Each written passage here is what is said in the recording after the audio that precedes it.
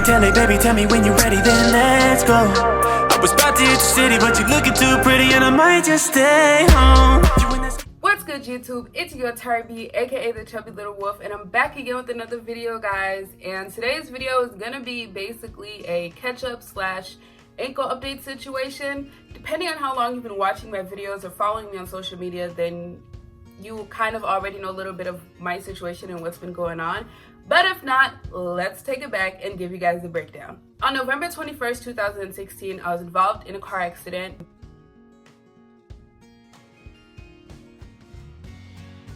In this car accident, my right ankle was injured. I crushed my talus bone, and I had to have emergency reconstructive surgery to put my talus bone back together so that I could save my ankle. And so that's where my ankle story journey kind of begins on that day. Not kind of, it does begin on that day. Anyway, after that, I didn't walk for about 6 months, started walking again, but I was still in a lot of excruciating pain, and we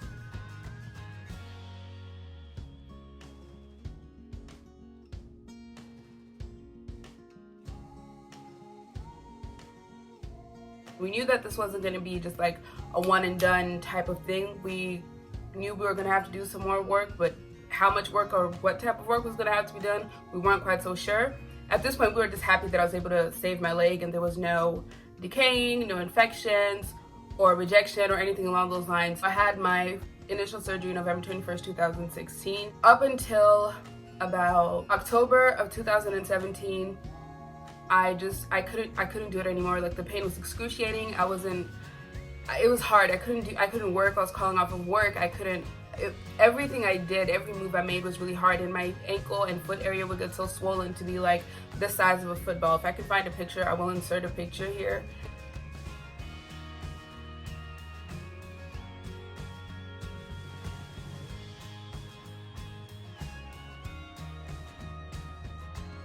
But it would get super swollen, and I couldn't fit shoes. I mean, there was snow on the ground, and I was wearing house shoes to work because those were the only shoes that my foot could fit into because of how swollen it would get. So at that point, I went to the doctor. He decided to do some x-rays and scans and stuff like that, and he brought up the idea to do a subtalar joint fusion, or possibly removing the screws and the hardware that I had put in my initial surgery to see if that would make a difference. He was really hesitant about doing the subtalar joint fusion for a couple of reasons. And I was too, because I knew the recovery was going to be so much longer, and I just felt like I had already been through such a long recovery. I was like, why don't we try something small first? And also my weight kind of played a part into that too, because I was a lot heavier at that point in time. I was weighing 361 pounds. And that made my rejection rate in the 90% of me not even being a successful candidate for the subtalar joint fusion. So we went ahead and opted for the screw removal surgery. So my screw removal surgery was December 1st, 2017. So that was my second surgery. I had my screw and hardware removal surgery then. And it did help with the swelling, but did not help with the pain. But I pushed through. I stuck it out as much as I could, as long as I could. For those of you guys that, like I said, have been following my story, you know that I pushed through, and even going on into my workout journey, like I was still working out and doing my absolute best at this point in time, up until about September of 2018. Once again, I don't know what it is about the fall time, but I don't know.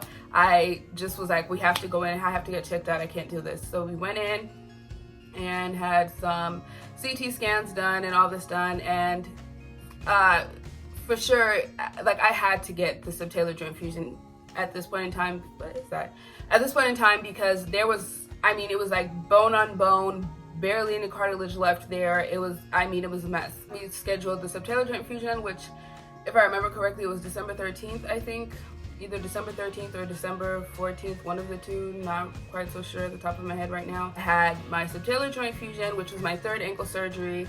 I recovered from that. I actually got back on my feet a lot sooner than I did with my very first surgery, even though the recovery time for this surgery, for the subtalar joint fusion, is usually, like, at least for walking, like, usually non-weight bearing for about 2 to 3 months.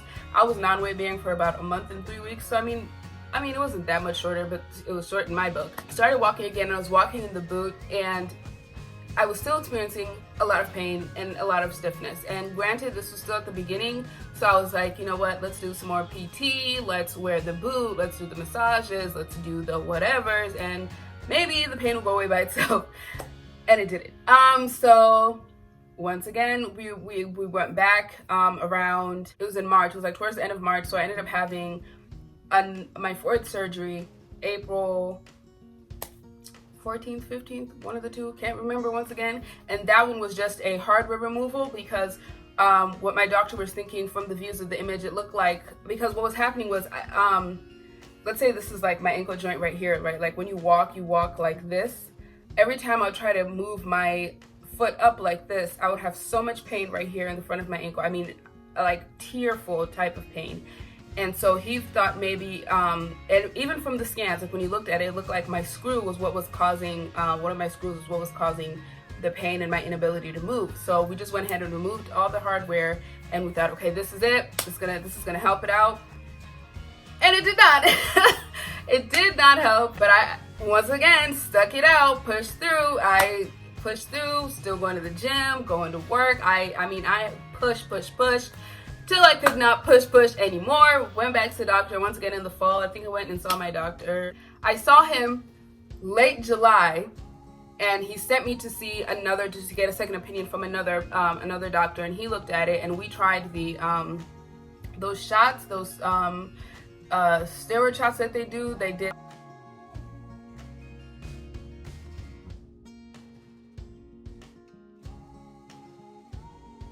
Those, I had 2 rounds of those, nothing. They went ahead and did CT scan, more CT scans, and you know, x-rays and stuff like that. And what they ended up finding out was that now, because of all the work that had been done to my talus joint, to my talus bone, and it being reconstructed, it caused arthritis to form on my true ankle joint, which is so your ankle, your talus bone is like, let's just say it's like the middle part here. The subtalar joint is down here. The true ankle joint is up here. So we had fixed it down here, the subtalar joint fusion, and now the up here is what was causing me problems. So then we had to have the up here fused, which is the most recent surgery that I just had almost a month ago. September 13th, 2019 is when I had my 5th ankle surgery, which was an ankle fusion. So we did that, and that was, like I said, it was September 13th, so that was literally like 3 weeks ago, almost 4 weeks ago. So I am at the moment 3 weeks post-op now, and I just want to give you guys kind of like an update of where I am and how I'm feeling and things that I've been experiencing. So when I had the surgery, I did spend the night in the hospital. I spent one night in the hospital, just pain management and stuff like that, just to make sure everything was okay. I came home the next day, I had a lot of pain. It was very painful.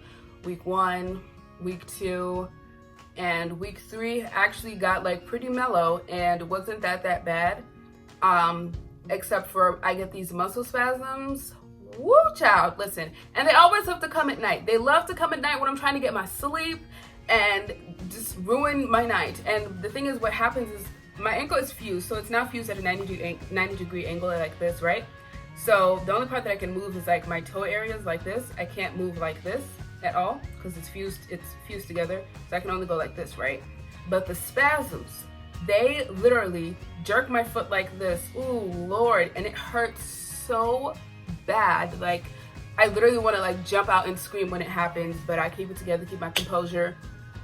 Yeah, I do ice, I elevate. I've been using this pillow right here that someone recommended to me on Instagram. So basically, you like lay your legs up here, then they're elevated, and this thing is perfect. I don't know why I only learned about this pillow after at my 5th ankle surgery did I learn about this pillow, because this would have saved me a lot. Before, I used to buy like just regular pillows and have to like pile them up on top of each other and like trying to balance it and whatever. But this is like memory foam. It's sturdy, it's not wobbly, and it's not like hard rock. It's amazing. I love that pillow. I'll leave the link down below if anyone is interested and wants to get that pillow as well. And some people use it for their back too, so if you have back problems, you might want to try that too, just to support your back. But I use it for my leg to elevate it and put ice on it. So yeah, that's where I am now. The hope at this point is that this is my final surgery, because after this, there really isn't anything else that could be done besides a below the knee amputation, or possibly a revision of the ankle surgery, of the ankle fusion, like doing another ankle fusion to see if maybe that will do anything. But I really hope and pray every single day that this is it. This is my last surgery. I feel like I've been on this journey forever. I feel like my life has literally been on pause, on hold for almost 3 years now. I mean, in November it'll be 3 years since my car accident, and I just want to move on. I didn't think I was gonna get emotional. I just want to move on from this part of my life. It's helped me grow. It's helped me appreciate so many things, that is for sure. And when I say move on, I don't mean like I'm going to forget this or anything like that. No, my life has been forever changed by this, and it'll definitely never ever be the same. However, I just want to be able to not always feel like I can't plan ahead or I can't do things because I don't know if I'm going to be laid up for another 6 months or having to be in, in another hospital, or, you know what I mean? Like, I just want to get to that point in my life where I can live and not have to worry about, okay, but in like 3 months, I'm going to have to be being cut open again. Like, I just want to get that like surgery part out of it. If I'm just like now just doing PT forever and whatever, like, I am down. I do not care. I am here for it. I am all here for it. Yeah. A lot of people may be wondering, like, 5 surgeries, that's a lot. Why did you agree to have that done and everything? Like, why didn't you just suck it up and take the pain, or why didn't you take painkillers or whatever? I'm absolutely do not like medicine. I just don't. Even when I have a cold, I will hide out in my room so that my parents don't make me take cold medicine, because I do not like medicine. If I have a headache, I will try my best to lay down, put some oils, do whatever I have to do before I reach out to get some headache medicine. Like, I'm just one of those people that does not like medicine. With the type of surgeries and pains that I've had, they prescribe narcotic pain medicines, and I do not want to become addicted to narcotics. So I've always done like a 5-day rule. I take my pain medicine for 5 days, and after that, the only medicine I allow my body to take in will be something like ibuprofen or Tylenol, but I will not use any narcotic medicines after that, unless if it's like a random situation where it's just like excruciatingly painful and I can't, then I'll allow myself to have one. But other than that, I really push to just try to stay as natural as I possibly can. And I would also want people to keep in mind that this is my ankle, this is my leg, this is what carries my body. So imagine if every step you've been taking is just pure pain. I have literally been in pain since November 21st, 2016. There's not a single day after that day that I have not been in pain with this leg. And some people may think that that's made up, there's no way, you're crazy, you're trying to be dramatic. I'm not being dramatic. I'm a tough cookie. I mean, even in the hospital, sometimes they haven't believed me when I'm telling them that I'm in pain, because I'm not like laying there. They're like, oh my God. Like, no, like how I express my pain is not like very like overtly dramatic or anything like that. So a lot of times it doesn't come across to people like that I'm really in pain, but I really, really am in pain. And all I've ever wanted since that day was to not be in pain. I hate living my life in pain. I hate feeling trapped in my body. I hate being limited by pain. Like, pain will literally drive you crazy. Like, when you're laying there and you're just like, take this away. Like, just, I don't know. Like, you literally want to like rip yourself out of your body because there's no way to escape it. It's just there. And so that has been my goal, is to just not be in pain. And there's a difference between being sore and having tightness and, occasional pain, and then being constantly in pain. And for those, also, I guess I should have mentioned this also, the accident, the injury caused me to have post-traumatic arthritis, which is what was causing me pain. And yes, you can have arthritis in your 20s. You can have arthritis as a baby. You can have arthritis at any age. It's not just for people who are older. Arthritis affects a various amount of people at various amount of ages, so don't be closed-minded to think like, oh, you're young, like, ain't no way you had arthritis. No. Post-traumatic arthritis is real, and it's what was causing me a lot of pain, plus obviously the damage and stuff that was done from my accident and everything to certain parts and bones in my body. But yeah, it's been a long journey, and even at this point, I know I'm going to be walking with a limp for the rest of my life, but I don't care. I would walk with a limp, with a crip, whatever. as long as that doesn't hurt, I don't care. Like I literally, like when my doctor was telling me, like, you know, with this fusion, you're gonna have less movements, you're gonna walk different, and I was like, Doc, I don't care if I'm skipping. All I care about is that it doesn't hurt. That's it. That's all that matters to me. And I know I'm still early in the recovery stage, so I am experiencing pain right now, but I just have this gigantic hope and prayer that this is it. This is gonna be the last one. This will be it. Never again. This is the end of the road. I pray so badly. But yeah, that's the update of my ankle. To wrap this video up though, I'm gonna show you guys my x-rays from my surgery. Like right at after they finished the fusion, they took x-rays, and I have the actual hard like x-rays. So I'm gonna show you guys those so you guys can see.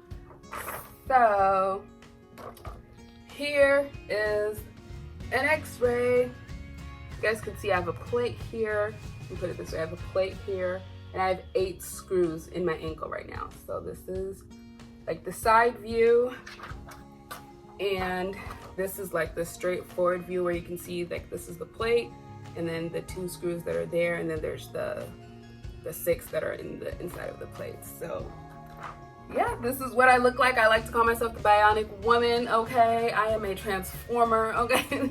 But yeah, I'm the bionic wolf. How about that? No, but that's pretty much it for this update on my ankle. I will keep you guys updated as I continue to heal and go to, like, when I start physical therapy, obviously, and when I start walking. Obviously, I'll keep you guys posted on all that stuff as it goes on in my journey. But that's pretty much it for today's video, guys. Thank you so much for watching, and I'll talk to you guys later. Bye. Pre-gaming in the telly, baby, tell me when you're ready, then let's go. I was about to hit the city, but you're looking too pretty, and I might just stay home. You in that